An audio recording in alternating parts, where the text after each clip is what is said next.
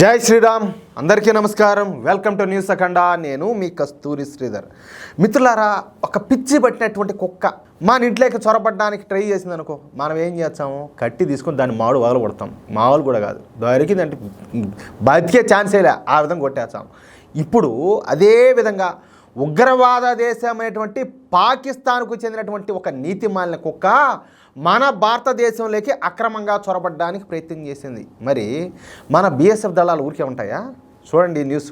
ఇంతకు వాడు ఎందుకు మన దేశంలోకి చొరబడడానికి ట్రై చేశాడు, మన వాళ్ళు ఏం చేశారనేది ఈ న్యూస్ ద్వారా చెప్పే ప్రయత్నం చేస్తా. పాకిస్తాను మన దాయాది దేశం అని చెప్పేసి మన దేశంలో ఎందుకు పనికిరానటువంటి సెక్యులర్లందరూ కూడా చెప్తూ ఉంటారు. అదేవిధంగా చాలా మీడియా ఛానల్స్ కూడా పాకిస్తాన్ను దాయాది దేశం అంటూ మాట్లాడుతూ ఉంటాయి. దాయాది దేశమా? సిగ్గులే ఆ మాట చెప్పేదానికి. వాళ్ళు శత్రుదేశం రా స్వామి. వాళ్ళు ఎంతసేపటికి మన దేశాన్ని నాశనం చేయాలా, మన దేశాన్ని ముక్కలు చేయాలా, మన వాళ్ళ ప్రాణాలు చేయాలని చెప్పేసి వాళ్ళు ప్రయత్నాలు చేస్తూ ఉంటే, దానికోసం ఈ ఉగ్రవాద స్థావరాలను ఉగ్రవాదాలను పెంచి పోషిస్తూ ఉంటే మీరు ఎట్ట వాళ్ళ దాయదులు అంటారు? నాకు అర్థమే కావాలా. మీకు ఏమన్నా మైండ్ ఏమైనా మింగిందా లేకపోతే ఏంది ఇదంతా కూడా? సిగ్గులే ఒకరివన్నా ఆ విధంగా మాట్లాడేదానికి. ఏడేమో టివ్ టివ్ టివ్ అంటే, ఆడేమో పాకిస్తాను భారత్ ఇట్లాగిన నేను మాట్లాడితే ఎప్పుడు మీకు బుద్ధి వచ్చేది? ఒక పక్కన వాళ్ళు మింగబెడతా ఉన్నా కూడా మీకు సిగ్గు రాకపోయినా ఇంకెప్పుడు మీకు సిగ్గు వచ్చేది? కానీ ఒక మాట మాత్రం ఖచ్చితంగా చెప్తున్నా, పాకిస్తాన్ అనేది 100% అది మనకు శత్రుదేశం. దాన్ని ప్రేమించే సంత ఉండాలి కదా మన దేశంలో. వాళ్ళంతా కూడా మన దేశ వ్యతిరేకులే. అర్థమవుతుందా? ఇంకా అర్థం చేసుకోలేకపోతే వాళ్ళ శాతంలో మనం కూడా ఏదో ఒక రోజు అది జరిగేది. కాబట్టి మర్యాదగా జాగ్రత్తగా ఉంటే మనకు మన భవిష్యత్ తరాలకు భవిష్యత్తు అనేది ఉంటుంది, లేదంటే అంతే.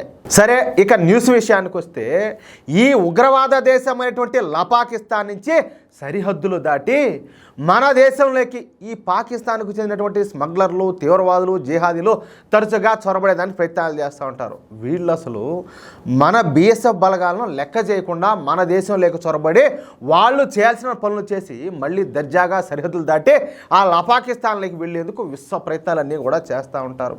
ఈ క్రమంలో కొంతమంది సక్సెస్ అవుతూ ఉంటారు కూడా. మహా అయితే భారత బలగాలు మనల్ని ఏం చేస్తాయి? మహా అంటే అరెస్ట్ చేస్తాయి.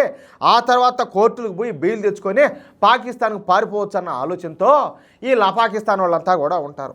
మరి ఇప్పటిదాకా జరిగింది కూడా అదే. ఏమంటారా? అదే కదా జరుగుతుంది. AK-47లు, బాంబులు, గ్రెనేడ్లతో పట్టుబడిన తీవ్రవాదులు కూడా మన కోర్టులు బెయిల్ ఇచ్చిన సంఘటనలు మనం చాలానే చూసినాం. మన కోర్టులు నాయనా అంత ఎందుకులే నేను మాట్లాడకూడదు. లేకపోతే ఊరికి ఎటువంటి తీర్పులు ఇవ్వాలా కూడా తెలుసుకోలేకపోతే వీళ్ళు ఏమీ చదివినట్టు, వీళ్ళు ఏమి న్యాయం చెప్తా ఉన్నట్టు నాకు అర్థమే కాదు. ఉగ్రవాదుల కోసం పోయి తలుపు తడితే అర్ధరాత్రిలో తలుపు తెరుస్తారు ఈ మహానుభావులు. మామూలు కాదు. ముందు ఖచ్చితంగా ఈ న్యాయ వ్యవస్థను ప్రక్షాళన చేసి పరదబ్బాల, లేకపోతే ఇది చాలా ప్రమాదం. ఇది ఉగ్రవాదం ఎంత ప్రమాదమో దీన్ని ప్రక్షాళన చేయకపోతే మనకు అంత నష్టం వస్తుంది, మనకు మన దేశానికి. ఇది మాత్రం ఎవరు ఒప్పుకోకపోయినా కూడా ఇదైతే వాస్తవం అని చెప్పి నేనైతే నమ్ముతున్నా. అయితే పెహల్గాంలో జరిగినటువంటి దాడి తర్వాత నుంచి మన భద్రతా దళాలకు మోడీ ప్రభుత్వం పూర్తి స్వేచ్ఛనైతే ఇచ్చింది. స్పాట్లో అంటే యుద్ధ భూమిలో ఎటువంటి నిర్ణయాలు తీసుకునే అధికారాలనైనా కూడా మన ఆర్మ్డ్ ఫోర్సెస్కు, అదేవిధంగా బీఎస్ఎఫ్కు అప్పగించారు. అంతే. ఇక అప్పటి నుంచి అసలు ఆట మొదలైంది.